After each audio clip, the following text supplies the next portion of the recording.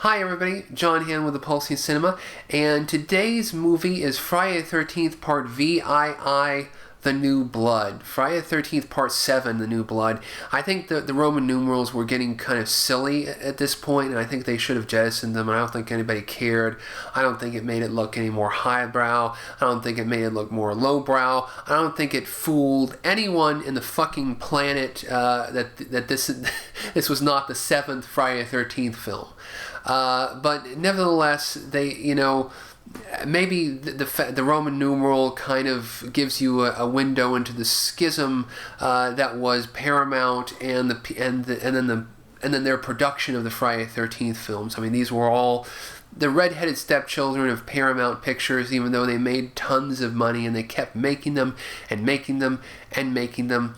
At this point, we've gone from the high point that was Part 6, and we're here back to the formula of now actually this is a kind of an original. We're trying to go to the original angle. Now it's Carrie battles Jason at this point. Even at this point in 1988, there were the bubblings of let's have Freddy versus Jason. There was the beginning of the discussions here and there around 88, 89, 90 or what have you. And so again, we have now a credible supernatural force to fight what is now the credible supernatural force that is Jason. Because remember, in Part 6, he became a full-fledged card-carrying zombie, and he got chained to the bottom of Crystal Lake. Now he's been at the bottom of Crystal Lake for a few years, and he's come back. Well, the whole timeline is fucked. Don't think about the timeline; it doesn't make sense.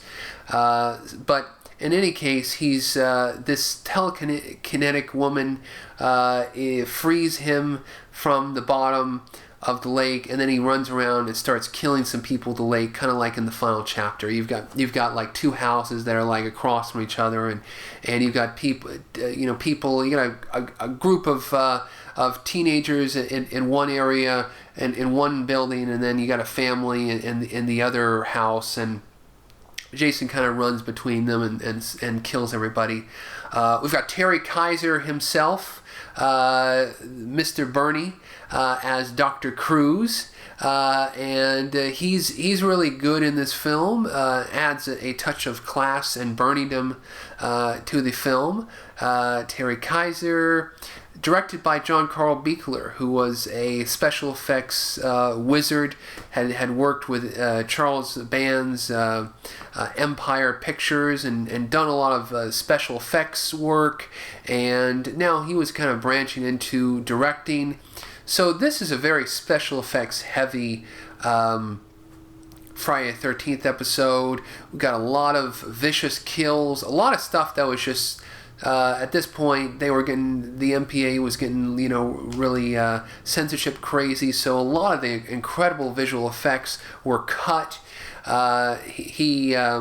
Jason even looks like more of this kind of deranged goblin look. This is after he's been in the water. He's a waterlogged kind of zombie dude for a while, and his clothes are in tatters. And this is the debut of Kane Hodder as Jason, who would again provide some consistent Jason-tude in the next few episodes. It would be Kane Hodder as the Jason. So a good episode. They started shooting this film later in the year, and it was actually shot around where my friend lives, up in southern Alabama, and just outside of Mobile. I've driven past that place as well. I've known friends who've kind of scavenged around that place and have told me they've even able to find movie props.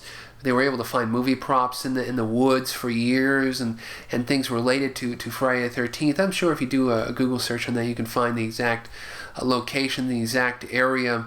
A lot of the houses don't exist there, but parts of it are different. But some of the piers and the things in the film are still there.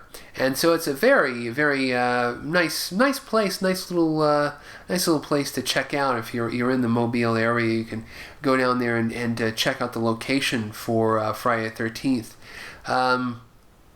The reason why they had to start shooting the South, as I said, because they had to start so later in the year, and they wanted to find a place with a non-snowy climb to do it. Because the original is Crystal Lake's supposed to be in the northeast area.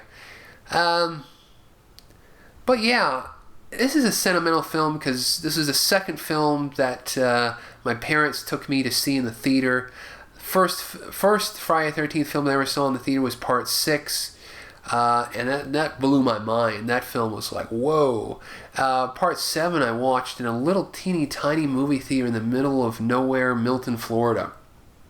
On I think a Saturday or Sunday afternoon, my mom took me there, and we were pretty much all alone in the entire theater. This little teeny tiny movie theater in this town. Quite an experience.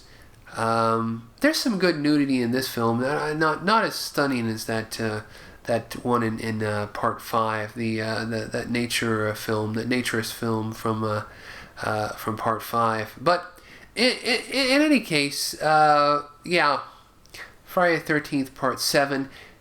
It's an okay. I would choose to watch this film over Part 2 or Part 3. Honestly, yeah, definitely over Part 2. Yeah, definitely over Part 5. Yeah.